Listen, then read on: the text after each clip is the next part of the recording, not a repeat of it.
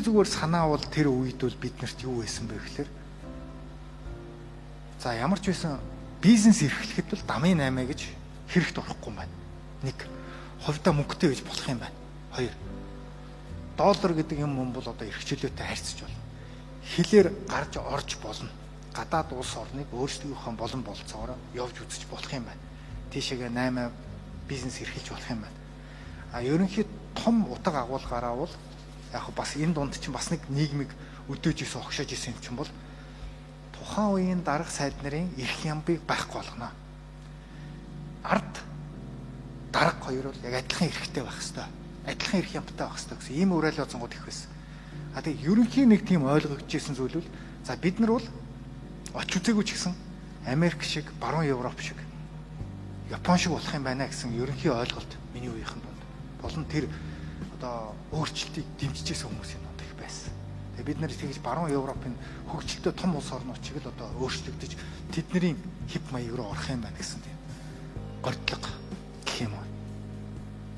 За хэдий ингээд ийм сайн сайхан юмнууд зах зээл нээлттэй болоод гадаад дотоод явах боломж нь үүсээд ингэсэн боловч нөгөө эргээд 30 жилгээд 1991 он гээд хэдүүлээ төсөөлөд 2021 он гээд төсөөлөх юм бол энэ чинь бүхэл бүтэн 30 жил буюу нэг цикл өнгөрчихөж байгаа байхгүй. Энийг яагаад нэг мөчлөг цикл гэж би үздэг вэ гэхээр энэ өөрөө дэлхийн улс орнуудын хөгжилч гэсэн байдаг. Яагаад вэ гэхээр энэ одоо энэ хүнд байдал дээрээс эдийн засгийн эрх зүйн хүнд байдал дээрээс өсрөнгүү дэлхийд өрсөлдөхөс хөгжилд хүрэхэд энэ улс орнууд ихэвчлэн 23-аас 30 жил дотор ийм цаг хугацаа зарцуулсан байдаг.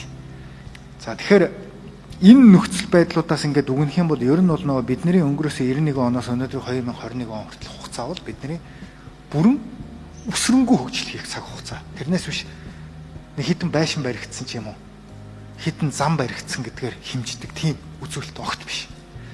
Зөвхөн сонгуул болгоноор ирэх барьж байгаа намууд маань улс төрчид маань нэг юм том слайдн дээр супер нөгөө ийм байж байгаа ийм болчлоо гэл нэг хитэн байшингийн зураг үзүүлээл хитэн цэцэрлэг тэдэн цэцэрлэг нэмэгдэжээ тэдэн сургууль нэмэгдэжээ энэ бол үзүүлэлт биш.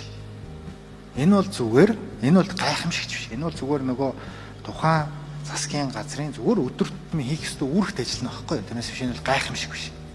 Хөгжлийг тодорхойлж байгаа юм том одоо өсрэлтийнх нь юу биш. Тэгэхээр бид нар бол энэ цаг хугацаанд бол үнэхээр бүрэн өөрчлөгдөд бүрэн өсрөнгөө хөгжих боломж болцоо байсан уу гэвэл байсан.